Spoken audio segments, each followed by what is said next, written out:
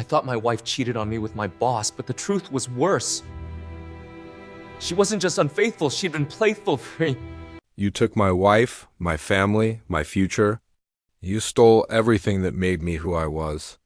And now, long after you thought I'd broken beyond repair, I'm the one you'll remember.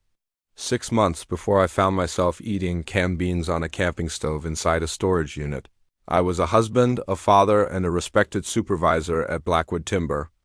I had a home filled with laughter, 2 bright kids, Jason and Emily, and a marriage that, for 16 years, I thought was real.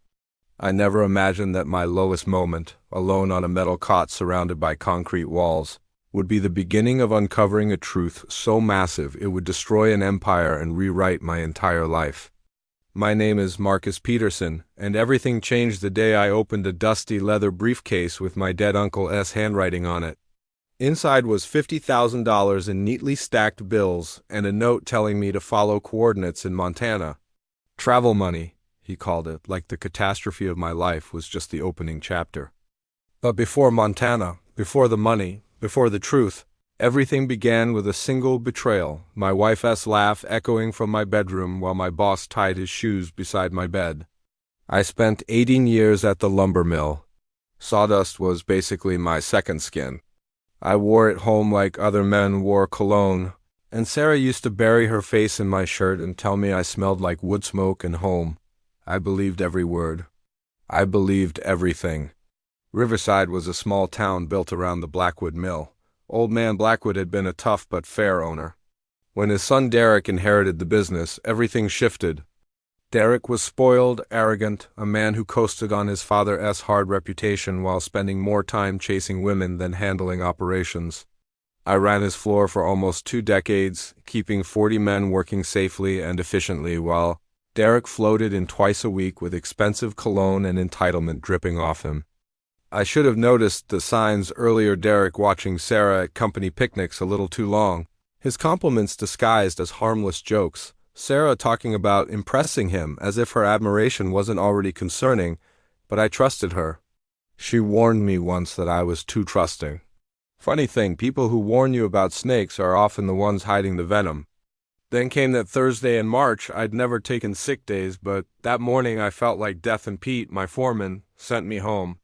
My truck rolled down Maple Street, and for a moment, all I wanted was a nap. But Derek's silver Mercedes parked in my driveway hit me like a punch. Our front door was locked strange for daytime. Then I heard Sarah's laugh floating down the stairs. Not her polite laugh. The real one, the private one. I climbed the stairs I'd climbed 1,000 times, past the wedding photo where we promised forever. The bedroom door was open enough to see Derek on my side of the bed, buckling his belt. Sarah sat at her vanity wearing a silk robe I'd never seen. When I said Derek's name, he bolted past me, muttering about talking at work. Sarah didn't apologize, didn't look ashamed. She just brushed her hair like it was any normal morning. When I asked her how long it had been going on, she answered coldly, "Does it matter?" It mattered to me, but not to her. She told me our home, our marriage, our life, all of it had been too small for her. That Derek was showing her the world. She called me peaked, going nowhere. She even questioned whether the kids deserved better than me. The next morning, Derek fired me. 18 years in that mill, gone with one falsified budget cut. Security walked me out like a criminal. Sarah served me divorce papers a week later, demanding everything: house, kids, money I didn't even have. The judge, a man Derek had been bribing for years, ruled I was unstable and stripped me of custody. One emotional punch to the garage wall was enough for them to call me a threat. Friends drifted away. I slept in my truck, then on couches, then finally in a storage unit Carl, the night guard, quietly let me use. I showered at a gym, cooked on a camping stove, and tried not to lose what was left of myself. I thought I'd hit the bottom, but rock bottom has a basement. While sorting through boxes Sarah dumped in the unit, I found the briefcase.